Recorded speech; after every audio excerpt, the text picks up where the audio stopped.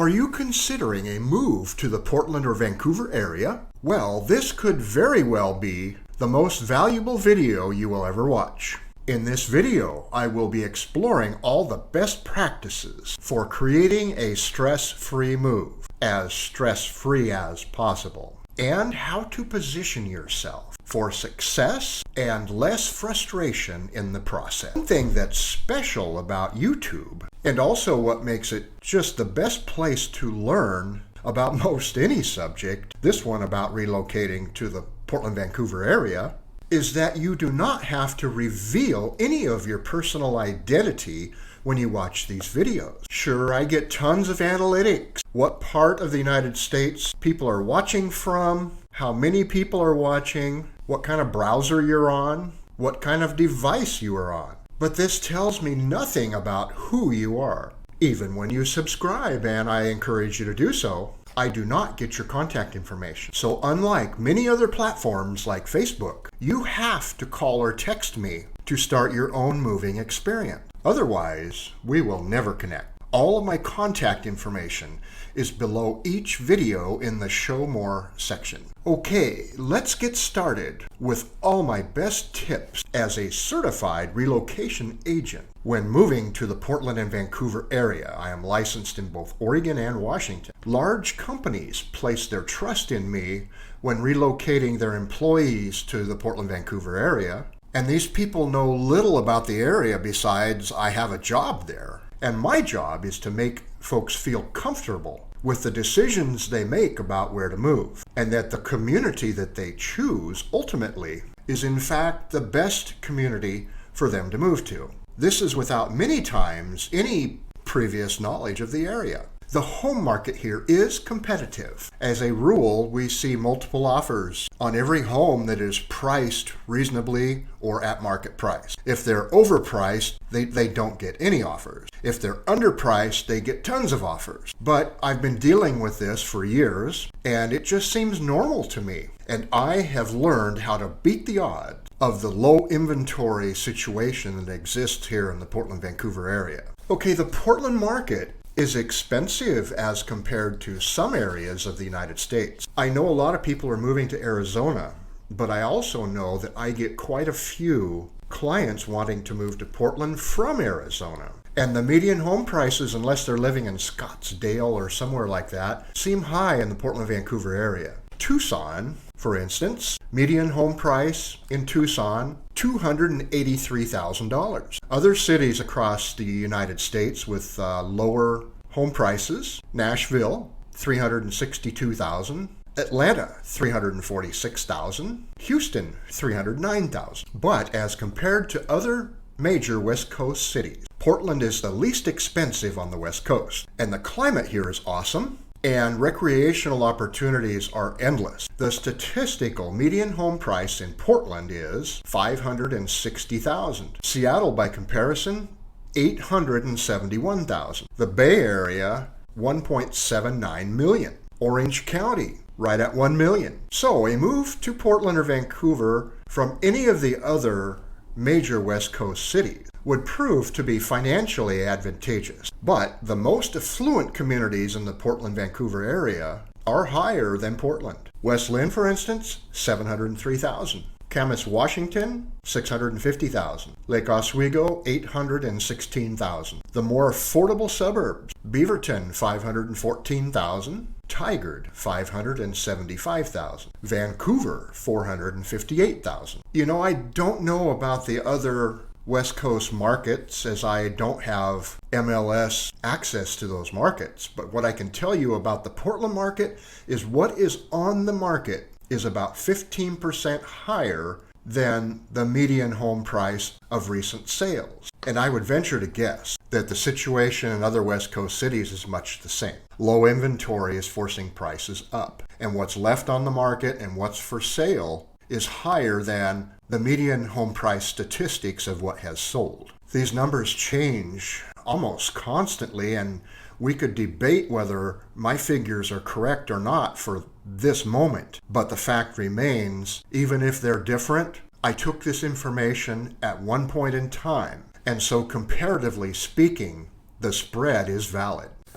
But the prices vary by community as well. So in a nutshell, the homes in Lake Oswego are twice as expensive as the homes in Vancouver. Same market. So you can see there's a wide opportunity for homes in a large spread of values. Some of the communities less affluent than Lake Oswego or West Linn are very nice and safe. So now with that, let's talk about the process of relocating to Portland or Vancouver and how I reduce the stress and frustration and occurrence of rejected offers in this strong seller's market. Are you starting a job in Portland or Vancouver? If you're taking a new job, then qualifying for immediate financing is very doable as long as the job is in your same field. In other words, you can't be a computer programmer getting a job as a loan officer and expect that new job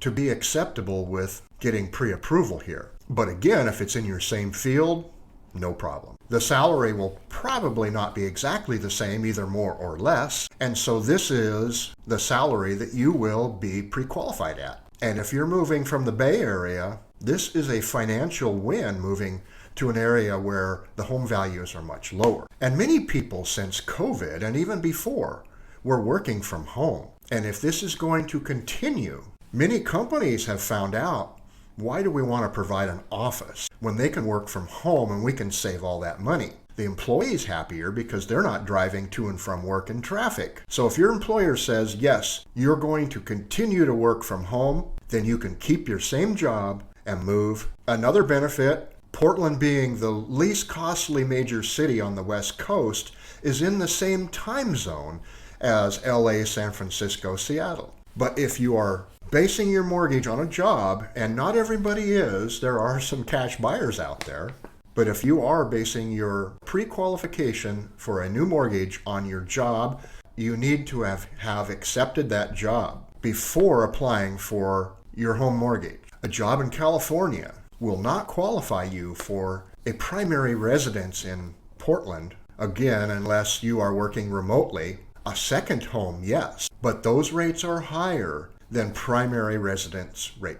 So pre-approval is critical unless you're paying cash. And through the pre-approval, we will know what your true budget is, not just what we think it is. Otherwise, we will waste a lot of time and emotional capital chasing dreams that just don't materialize. Having a locally trusted or nationally recognized mortgage pre-approval is critical. Not Rocket Mortgage. Rocket has a poor reputation for closing loans. They tend to pre-qualify a lot more people than they probably should. The spread between how many people they pre-qualify and actually close loans with is much higher than industry standard. Most listing agent realtors have been burned by Rocket Mortgage by accepting a pre-approval from Rocket and have that transaction fall apart. They weren't really pre-approved as well as they should have been. And then the home goes back on the market. This does not make the seller happy. So if we have 3 offers, and one is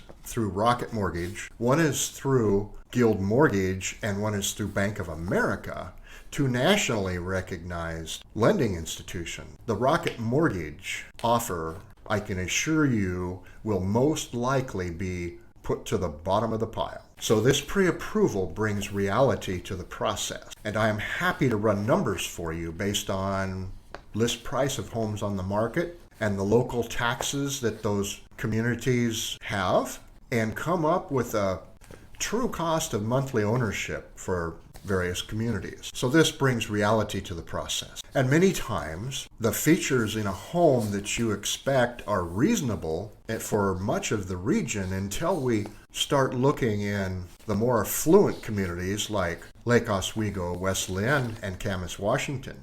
You know, buying a home is all about compromise. Do you want more home in a slightly less affluent community, or do you want less home in an affluent community? Some people can have both, but not everyone. So when I do a search in Lake Oswego at your price range, and all I come up with is fixers that require cash to purchase, I will suggest other communities where you can get what you want in a home at your price range. But ultimately, the decision is yours. I just provide information.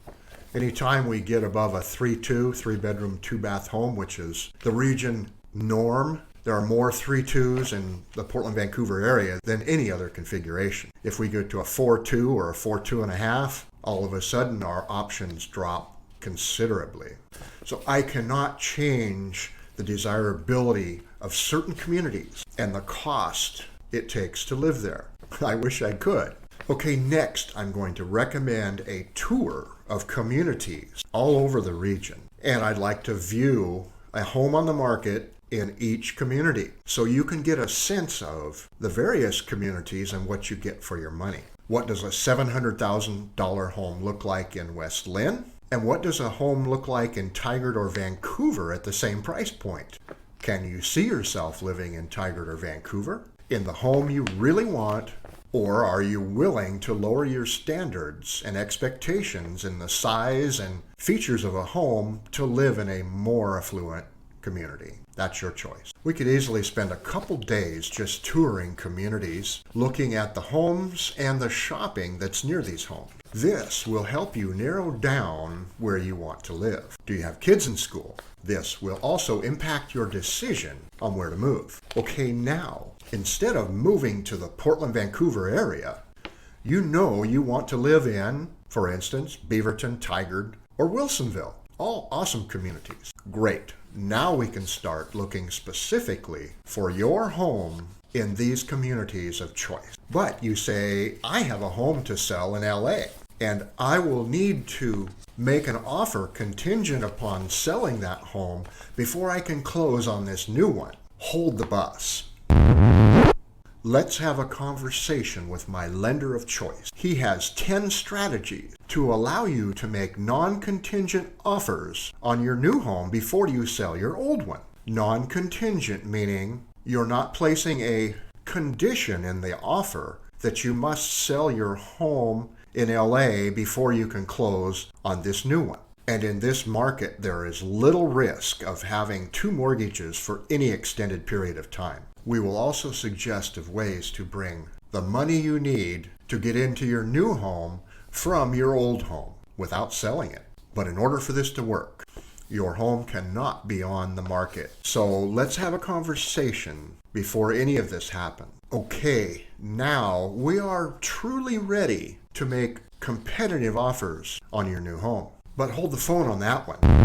If your old home is in need of some repair to get its best value, even if it's mostly cosmetic, I have a program where you can get these repairs and upgrades made without money out of your pocket and have the payment for this come out of closing of your old home. I also have a network of realtors at eXp who are experts in most every market. There are 50,000 of us. Chances are I have an awesome referral for a great realtor in your community on the community that you are departing. And I would make sure that the referral realtor is knowledgeable and familiar with this repair and upgrade program, because the same realtor that arranges this repair will be your listing agent. Good realtors are hard to find, but they understand the urgency of the outboard homeowner and the costs, burdens, and stress that leaving a home unsold has on our client. And after all, your move is not complete until you are in your new home and the old home has sold. So let's have a conversation and make sure all the bases are covered before you get too far into the process of relocating. Some things cannot be undone after they're started. Let's get all the pieces put together in the proper order for your best outcome. Call or text me to start your own moving experience. And until the next video, I am waiting for your text or call.